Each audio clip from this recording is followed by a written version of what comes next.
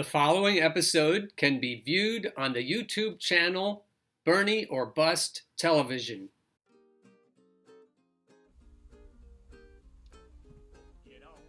Good morning, USA, and welcome to another episode of the Bernie or Bust Show. We're still in Erie, Pennsylvania for another day. We have coffee and we're ready to rumble.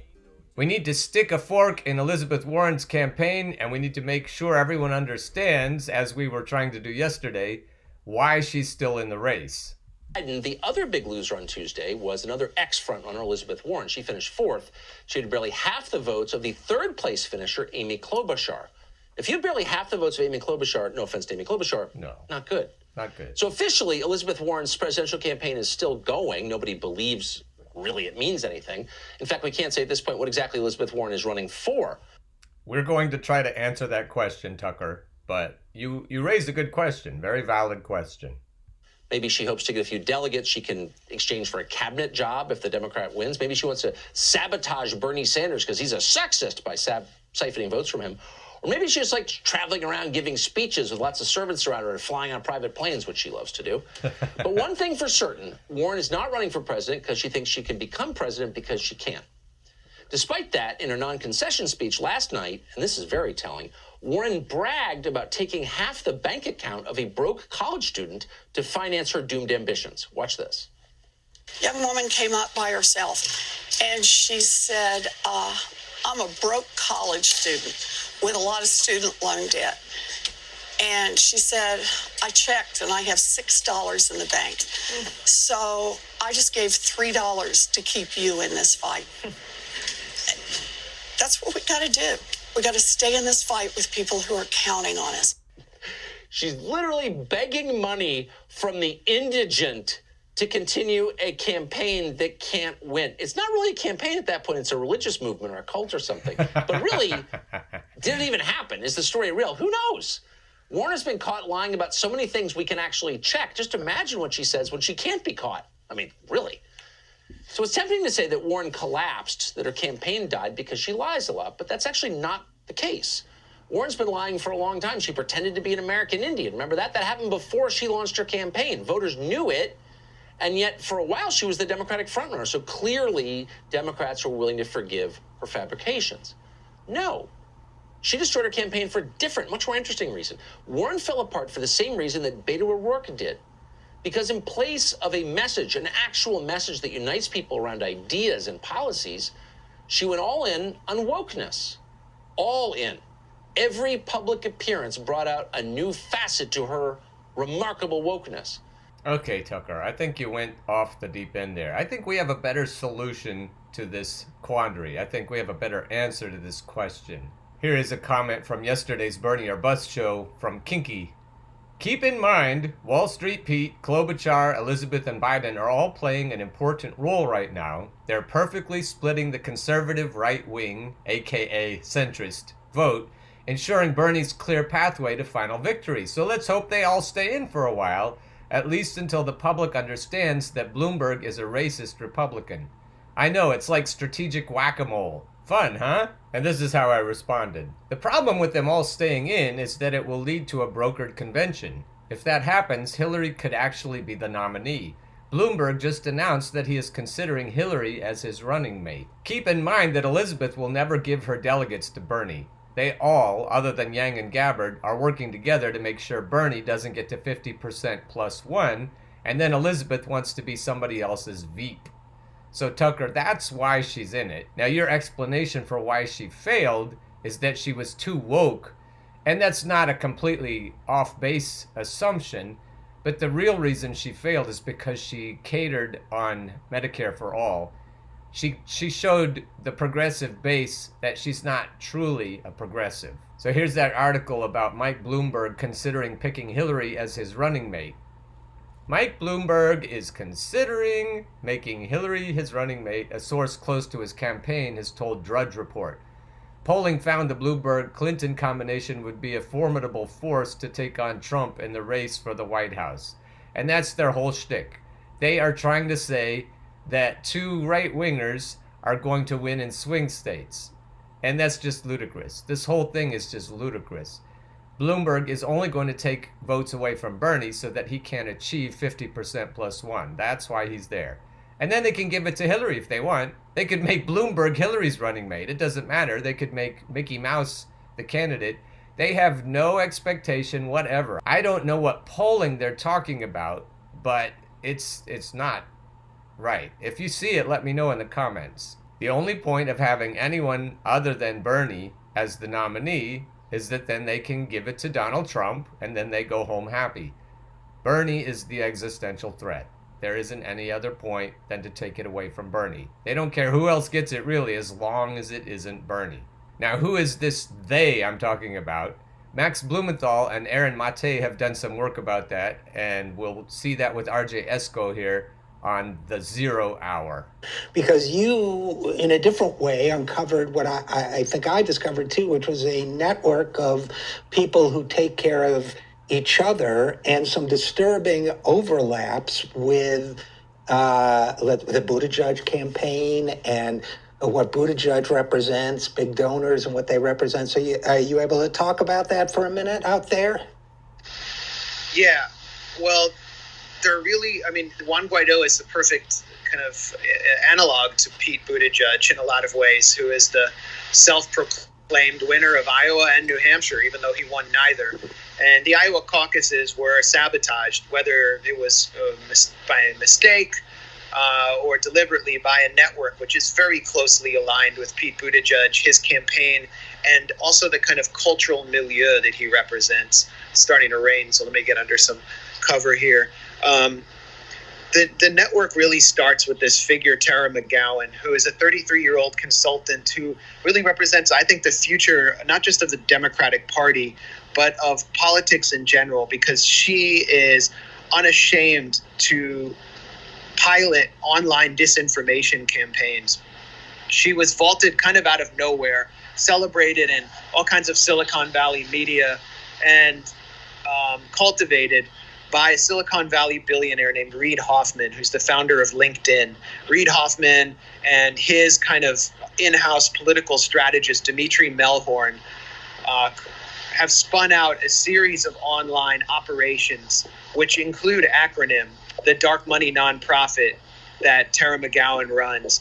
And what Hoffman and Melhorn are known for is, as I said, online disinformation campaigns to win elections for Democrats. And we know the Republicans are doing this too. It's, something that the Democrats have been howling about for years. An example of that is David Brock and the astroturfing that happened. This is the kind of misinformation campaign Max is talking about. Russian meddling, the internet research agency Troll Farm. We've been hearing about Cambridge Analytica. Well, here comes a disruptive billionaire, self-described disruptors, who've been funding, by the way, charter schools and the school privatization industry for years. And they've decided that instead of fighting Russian disinformation, or what their conception of it is, they will emulate it. And so they have actually posited the Russian internet research agency Troll Farm as a model for what they aim to do in local elections. Right. So let's take a look a little bit at what they have done leading up to the Iowa caucuses. Reid Hoffman put $100,000 into an online false flag campaign in Alabama, where a group of disinformation warriors, very similar to Tara McGowan, they're in their 30s and 40s, Obama administration and campaign veterans, from a group called New Knowledge, created a series of fake Facebook pages trying to take votes away from Roy Moore, the far-right Republican candidate running in the Senate special election in Alabama in 2017, and redirecting those votes to a dark horse Republican write-in candidate who is a lawnmower salesman. These disinformation warriors actually furnished the lawnmower salesman to national media and secured interviews for him across the state of Alabama and in national media. In addition, they purchased thousands of followers to Roy Moore's account from a Russian troll farm with Cyrillic names, and then went to MSNBC and other sites and said that the Kremlin is interfering in Alabama's election in support of Roy Moore. This was a secret project called Project Birmingham. The details were leaked and revealed later by the New York Times. We wrote about it a lot at the Gray Zone. And the authors of this disinformation campaign took credit for swinging the race to the Democrat, Doug Jones. So a lot of people who are watching right now who are Democrats might say, well, what the hell? Roy Moore, he's a lunatic theocrat. It's good that we beat him by any means necessary. But these were disinformation campaigns which deceived voters and made a mockery of democracy. And Hoffman and Melhorn have proceeded to do that again in the 2018 midterms with Tara McGowan. What they did was they went into swing states, set up fake news pages like the Virginia Dogwood in Virginia, and paid Facebook hundreds of thousands of dollars to run ads for these Facebook pages to, kind of pump them into users' feeds. They would feed local users, stories about fires or lost dogs, things of local interest. They also took out pages that appealed to people in Tennessee about patriotism, Tennessee sports, Christianity. And then when election day drew closer, what they did was fill their feeds with political messaging, persuading them to vote for Democrats. This is exactly what the Senate Intelligence Committee accused the Internet Research Agency of doing to disrupt democracy and undermine American confidence in their electoral institutions. And so in the end, in Iowa, we have this app that was produced by Shadow Incorporated that completely sabotaged vote results. And this app was spun out of Tara McGowan's acronym. And I want to created, yeah. And Max Blumenthal, I just want to interrupt you for a second because it's so important that everything you're saying is well documented by the Times, by Gray Zone, by others, and by the Washington Post. Post. But there's another aspect of this story that is so important, and I'm looking at the Times article right now, and this is a quote from a report from this Alabama project. Quote, "We orchestrated an elaborate false flag operation that planted the idea that the Moore campaign, that's the Republican campaign, was amplified on social media by a Russian botnet. They imitated a Russian troll network in order to be able to accuse the Republican of having Republican support.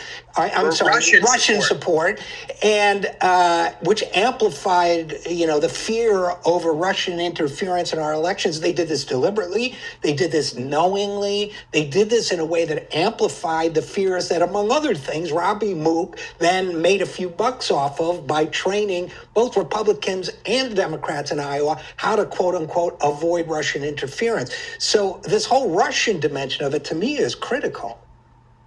Yeah, well, what they did was they, at a time of national hysteria about Russian interference, faked Russian interference in the election. They just fabricated Kremlin interference in an election. So in addition to running a disinformation campaign that deceived voters, they also deceived the American public about the extent of Russian interference. That should be treason. That should be prosecutable as treason. And this same firm, which was funded by and spun out by billionaire Reid Hoffman, wrote the Senate Intelligence Committee report on Russian interference on Facebook. So they're basically fabricating a threat, then cashing in on it with U.S. taxpayer money. I mean, this scandal, it's not even regarded as a scandal, but this is we're some of the only people really talking about it, although people on the Republican side talk about it. Right-wing media has talked about this. This is a titanic scandal. I mean, this is about the internal destruction of democracy, and it leads, you can draw a straight line from Alabama to the Iowa caucus, where the network that Reid Hoffman spun out with his money sabotaged an electoral contest and undermined the faith of Americans in their democratic process. That's exactly what happened in Iowa. And that's what's poised to happen in Nevada. You watch this. It's the same connections. It's the same machinery. It's the same people. Another piece I did showed that Tara McGowan also has a super PAC attached to Acronym called Pacronym. The largest donor to Pacronym also happens to be a top donor to Pete Buttigieg. Right. His name is Seth Klarman, and he is a pro-Israel billionaire who funds the Israeli settlement enterprise. He's also funded the CIA memorial just over the river in Virginia. And he's funded a number of disinformation networks like the Alliance for Securing Democracy. If you go to thegrayzone.com right now, we have an article up about that. But this network's attached to Budaj. It's connected to the national security state, and they have no compunction about running disinformation operations against the American public. I agree so it's with very you. Dangerous. I agree with you on all that, Max Blumenthal. The one word I might ask you to elaborate on, though, is sabotage, because my initial take on all of this looks like epic levels of incompetence to me. Yeah. Sabotage implies a conscious effort, which some people have alleged, and certainly it's not a confidence-building network of relationships, but sabotage implies a deliberate effort to undermine the results and give Pete Buttigieg an opportunity to declare himself the winner. Is there evidence of that, or just we know of these relationships that are highly troubling? Well, I didn't mean to imply deliberate sabotage. There are instances to suggest that this network, and I'll get into this, took steps to advance Buttigieg or propel Buttigieg and undermine Bernie Sanders, but I'm not implying or directly stating that there was deliberate sabotage. These hucksters are also extremely incompetent, as you mentioned. There are basically 30 and 40-something hustlers who are cashing in on Russiagate hysteria and the kind of digital incompetence of the baby boom generation. Characters like Joe Biden or Hillary Clinton, even Obama, they don't understand this technology, so they're bringing in these young people who tell them they're going to win elections with all these data-centric solutions. Well, now, Max Blumenthal, I happen to be a younger member of that generation. And I'm the guy who found in Robbie Mook's op-ed, either in the New York Times or Wired, where he had a hyperlink that said that referenced Russian interference in American elections. I seem to be the only person who clicked on it, because that's how sophisticated I am with technology. Yeah. Because I clicked on it and it went to an article about Macedonian teenagers creating a fake news page. And Macedonia, which Robbie may not know, is not Russia. So, there was a couple of us baby boomers have some moves. But where does this story go from here? Well, I'm going to release a story. I'm not giving up on this story. I'm not moving on from Iowa. I don't know why some supporters of Bernie Sanders have said, let's just move on and win New Hampshire.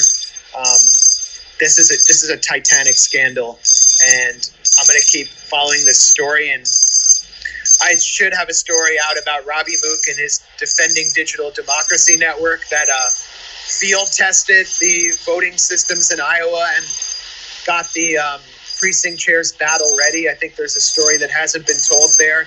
But what we're witnessing is the kind of militarization and what we're witnessing is internal interference in our democratic systems from a shadowy network of Silicon Valley billionaires connected to the national security apparatus, and it's very bad for whatever's left of democracy. So I'm just going to continue reporting on that at the Gray Zone. And I just would also point people to our coverage of Pete Buttigieg and his own connections to the intelligence services. This isn't about a conspiracy about Pete Buttigieg being a CIA agent. It's about how Buttigieg will govern. Right. Sorry, I'm back. It's about how Buttigieg will govern, how his foreign policy will shape up. And so we've taken a look at his history in a way other outlets haven't. And we've been attacked directly by the Buttigieg campaign, by Foreign Policy yesterday, Foreign Policy magazine, and by the Daily Beast. So we've gotten the Buttigieg campaign to actually respond directly. And all we've done is report the facts of how he was groomed by national security mandarins and how he worked with the DEA and CIA in a unit in Afghanistan that was supposed to fight the opium trade. I think this is all relevant and everything needs to be debated. We've also explored his funding from pro-Israel billionaires like Seth Klarman. So take a look at what we're doing. It's got the Budaj campaign on the defensive, and I think it's really remarkable considering in 2004 how John Kerry made his military experience the centerpiece of his campaign. Budaj is running away from his own military experience and his own record. That really shows where we are in progressive politics today. That's awesome. And that's what we were doing yesterday. We were showing CIA Pete's connections in terms of fundraising, where a lot of his money is coming from. And so this is just going farther. Max is really good at connecting the dots. And he wasn't coming right out and alleging things, but just showing you where the dots are. And the dots are all lined up in a nice, orderly fashion. It isn't difficult to connect them. And that's what we're going to need to keep doing going forward. Here's more on Pete Buttigieg from Lee Camp of Redacted Tonight. Where the hell did Pete Buttigieg come from, all right? He's running second in the Democratic race, yet he has basically no political experience. And don't tell me that you count being the mayor of the fourth largest city in Indiana as political experience. So where the hell did this guy come from that he now owns the Democratic machinery? And why do I say he owns it? Because the Shadow app, which was used to turn the Iowa caucuses into a hurricane of stupid, was created by 4 former Hillary staffers, and the CEO of the company is married to a Buttigieg strategist. So clearly the DNC and the corporate media is behind this nothing mayor, as is the national security state. According to the Gray Zone, he recently became the top recipient of donations from staff members of the Department of Homeland Security, the State Department, and the Justice Department. Furthermore, he is the spook's choice. Coup plotters and CIA agents fill Buttigieg's list of national security endorsers.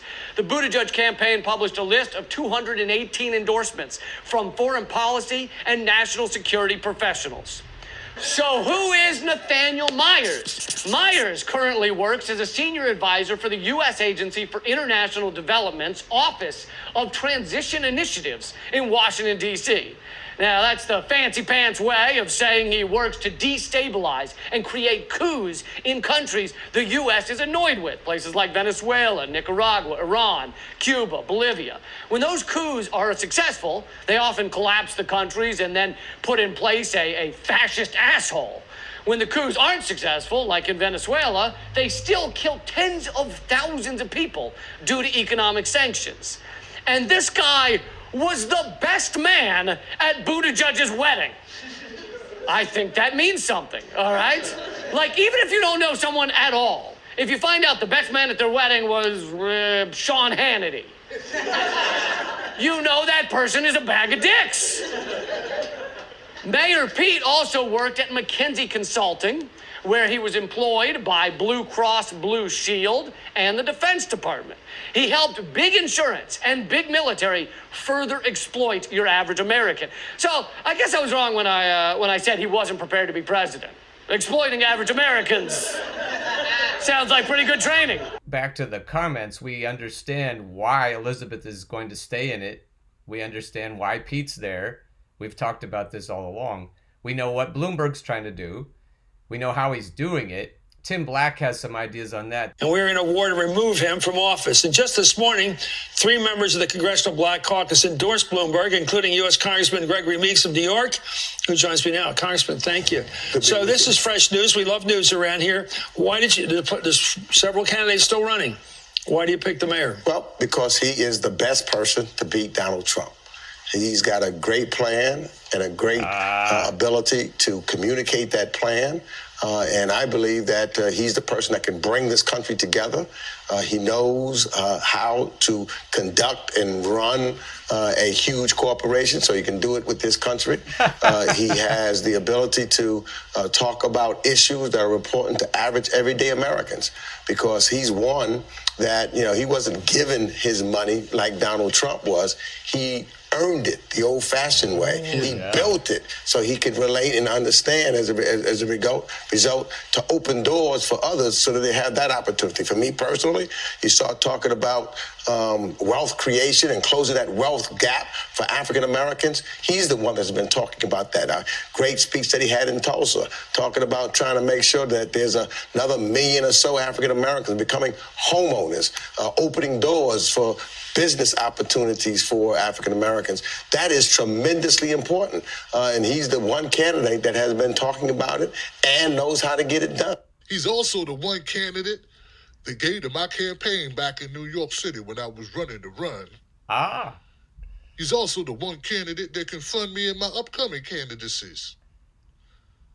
The way he's such a businessman. Because he's such a businessman. We all know we want a businessman doing business, man. So mind your business, man. You know, it takes a certain type of scumbag to do what this guy is doing, but it's no different. Mr. Meeks is no different than the others who have run out sort of like jumped out of the clown car of the Democratic Party and kissed Michael Bloomberg's ring. Michael Bloomberg would be held accountable in a just world for his activities, but it seems to be applauded here. They seem to find no problem, no quarter at all with it. Yeah, Donald Trump sent out a tweet about Michael Bloomberg. Did you know what it said? Michael Bloomberg is a huge racist. Then he had to pull it back because he realized he supported one of the core tenets of why he was calling Michael Bloomberg a racist, the stop and frisk policy. But the whole irony of the whole thing is that at the end of the day, Michael Bloomberg takes away the Democrats' ability to pretend to have the high road. Yeah, you can't even pretend that you have the moral authority if the guy you're running was doing the same shit or believes in the same type of policing as the guy you're running against. It looks as though Bloomberg isn't going away. His money isn't going away. So he and Elizabeth are in it for the long haul. We expect Pete to drop out sooner, but because Pete has done his job, he's tried to block Bernie in the initial states. Nobody expects Pete to be able to go forward. But the money behind Pete also isn't going away. So in all cases, we've got enough money to get all of these candidates all the way to the end, all the way to Milwaukee in July. And we know what they want to do there. So let's stick together. Let's call this all out. If Bernie or Bust is doing its job, all of these candidates will have 0 delegates to bring to that convention. Whether they're in it or not, whether they have the money to continue, what we can do through Bernie or Bust and getting the news out about Bernie or Trump voters is make sure they have 0 delegates to trade at that brokered convention. And if we really do our job, it won't even be a brokered convention. So that's the plan, Stans. And let's keep on burning.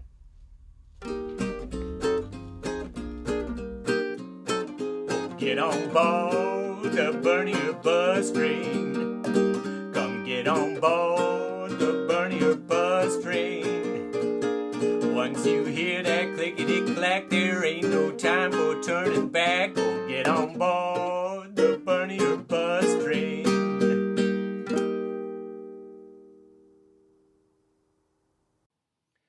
The preceding episode can be viewed on the YouTube channel Bernie or Bust Television.